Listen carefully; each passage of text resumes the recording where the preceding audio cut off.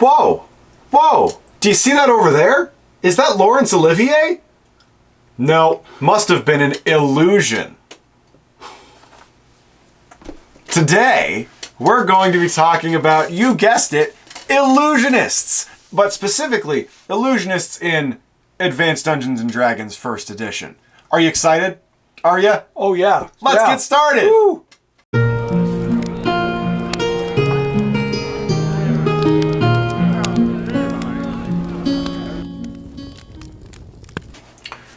That's right, ladies and gentlemen, boys and girls. Laurence Olivier? Yeah, Laurence Olivier.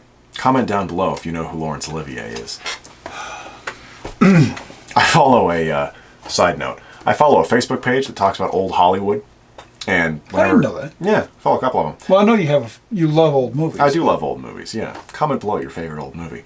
But people seem to love Laurence Olivier from back in the day. Good actor. Oh yeah, good guy. What's not to love? Anytime he gets brought up, oh, the people love him. They get excited. Yeah. But anyway, Laurence Olivier aside. He digresses. We are 4 videos in at this point, if you can't tell. So we're reaching that stage. Where Meaning, for those of you who are not watching, punchy. We have made 4 videos in today in about an hour and a half. Yeah, 2 hours. So anyway.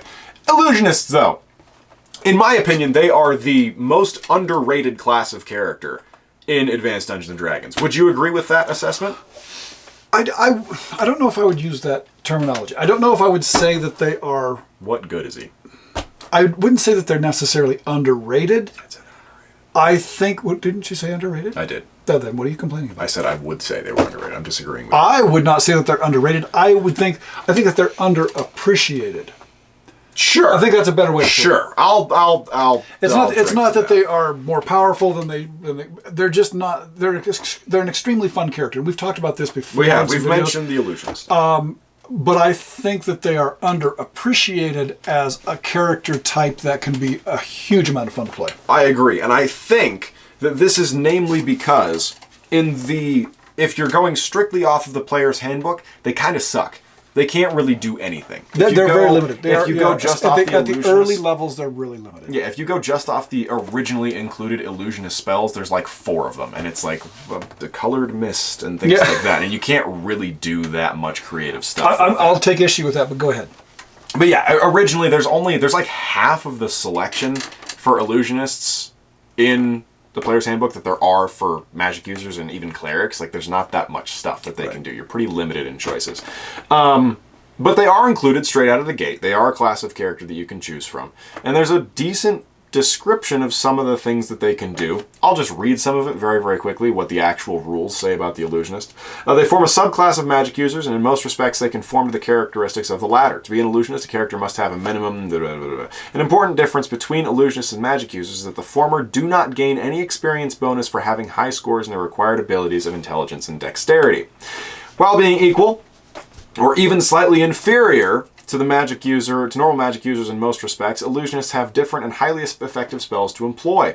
A perusal of the number and types of spells usable by Illusionists, see character spells, will reveal that they are at least as powerful as normal magic users and possibly slightly more potent at very high levels in particular. I think that they can be more potent even at lower levels. I think they can be as well, especially with what we'll get to here in a minute. The power of Illusionists due to their spells is offset, however, by the limitations placed upon magical items they can use. The magical items usable by Illusionist class characters are enumerated below.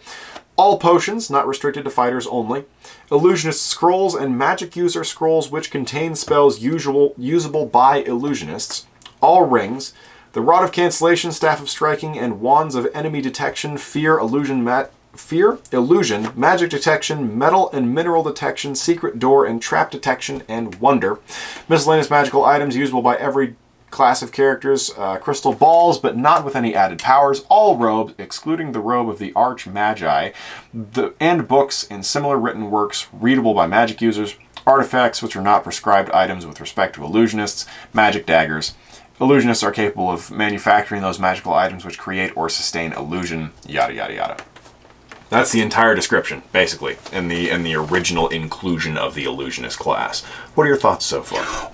Well, the first thought that I have is all these proscribed things for the Illusionists. We don't do that. We ignore all of that. I'm sure that there was a reason for them doing this back in the day, in that it's, maybe it was to try and keep illusionists in balance with magic users, but we very rarely have characters get above 8th level. Yeah. And so I'm not concerned as the DM. I just don't care. It's not going to make or break that illusionist. I think that, getting back to what you talked about earlier, you briefly touched on it. I think that a couple of important things need to be kept in mind if the illusionist is to be the character that it has the potential to be. Yeah. And one of those, and this is probably, to me, the most important aspect of having a successful illusionist, you have to have a dungeon master that has a world set up that acknowledges the potential power of illusions. This is true. And is willing to play those out on behalf of the illusionist character. And I don't mean take the illusionist by the hand and tell them what to do, but the power of the illusionist is to create illusions. If the world in which that illusionist is operating does not lend itself to the local population being intimidated by dancing lights, if the local magistrate does not know fear whenever he sees an assassin appear at his dining room table, which isn't actually there. If the dungeon master is not willing to play those things up, the illusionist character can be a really boring character, because the illusionist doesn't have the fireball, he doesn't have the lightning bolt. If you're all, massive explosions, if you're wanting to fight, if you're out there wanting to mix it up, that's not the character class for you. It's not. And if your DM only likes those kinds of things, then the illusionist is not going to function well in that particular world, because it's much more subtle. But if you do have someone who's running your game who is willing to say that magic is a rarity, and with the example that you gave of dancing lights, if you go to a little village full of people who have never really encountered magic and you cast dancing lights, something that's very visible to them and intimidating, you might be able to wield power over them strictly through intimidation. If you live in a world where magic is not unbelievably common and everybody sees it all the time and it's a normalized part of life, these can be extremely powerful characters, especially when you combine things that are just, dancing lights with more powerful spells, like making it seem like there is a pit there when there is not, or even some of the offensive spells that they do have where they can do similar damage to magic users, even at low level. These are very, very powerful classes that you can use. And I want to say that I'm going to go out on a limb here and say that I think that people who play magic users, even though the character itself has to play with a real focus on planning and decision making, I think that's doubled with an illusionist. Yeah. I think that if your illusionist is not able to say, okay, I can do this particular spell, how many different ways can I use it to use it as a means to an end? It's creativity. I think it's probably one of the most creative characters that you can have in the Advanced Dungeons & Dragons world. Oh, absolutely. But before we go any further, I think that Unearthed Arcana, which expands upon the number of spells available to basically all the classes, but Illusionists in particular, definitely evens the playing field in terms of some of the things that Illusionists are able to do. So if this is a class of character you've never tried before, make sure you've got one of these or access to the spells that are listed in this, because it does greatly expand upon the options that you have. But continue. No, I was just going to mention that I am a big fan of a book series called The Black Company. It's written by author Glenn Cook. But The Black Company is a really, really good book that takes a look at, as far as I'm concerned, the powers of moderate level illusionists and the things that they can use illusions for to further the end of this mercenary company, the Black Company. And there are two illusionists / magic users. One is named One Eye, the other one is named Goblin. And they are constantly using illusions to make this company of mercenaries appear much more powerful than they really are, or to disorient their enemies, or to get their enemies to go and do something that will open up a possibility for the mercenaries to go and exploit. If you're not only is the Black Company series, which there are a lot of books, and again, this is by Glenn Cook. Not only is it just an excellent series of books, it also takes into account illusionists the way we see them, or don't see them, as the case might be. It takes into account the way that we would like to see illusionists played. And if you're looking for examples, that's a good place to go and find one. Yeah. It really just comes down to kind of like we've been saying. It requires looking at the game in maybe a little bit different of a light than you would if you were especially just a magic user, or especially just a fighter, right, or something with a sword. Like, you're never going to be the guy if you're an illusionist charging in head first trying to fight stuff. That's not going to be who you are. Right. You're not even going to be back behind everybody else, probably for the most part, chucking magic missiles at people and trying to do a whole lot of damage.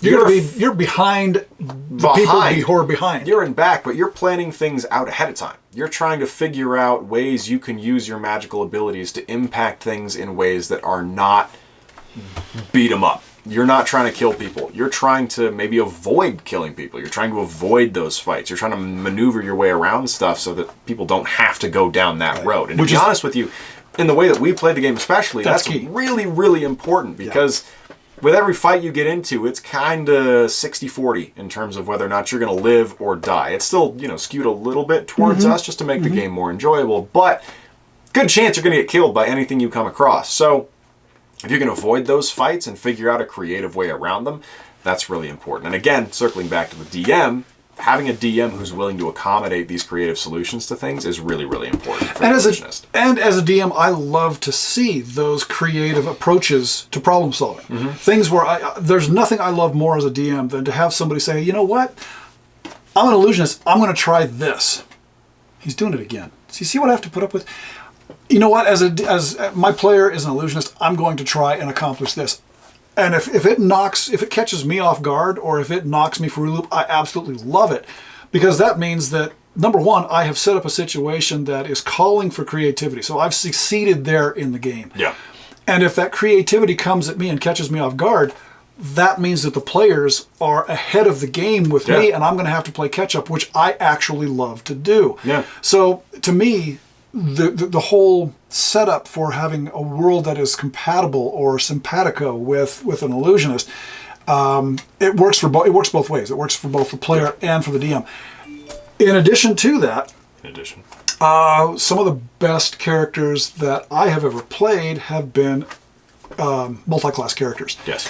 One of my favorite things. We very much encourage multi-classing. Yes, because it gives you a couple of different options for things. I don't like it to get out of control. Yeah.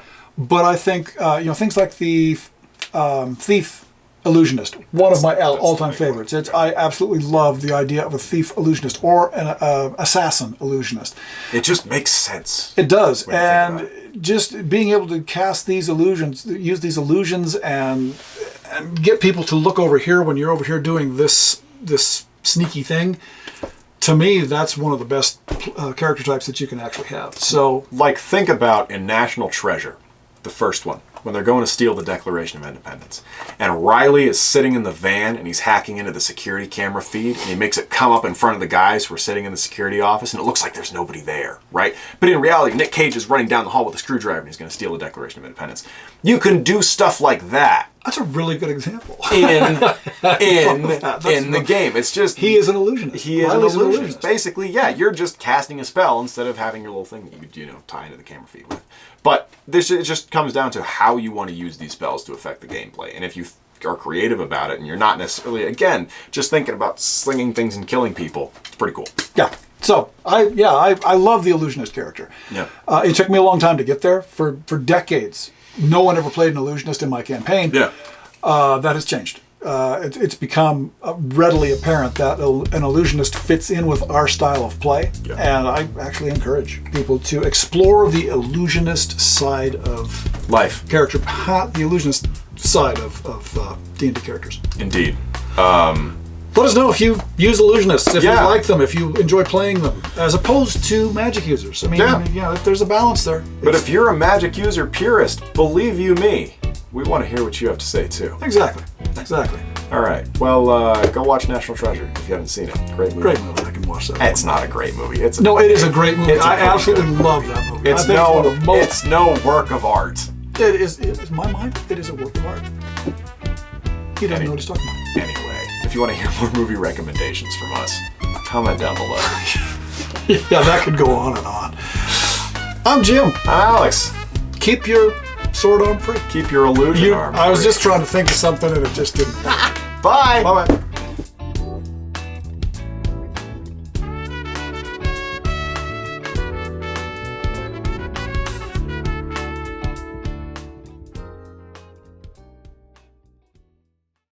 I know how much. Laurence Olivier. I don't know.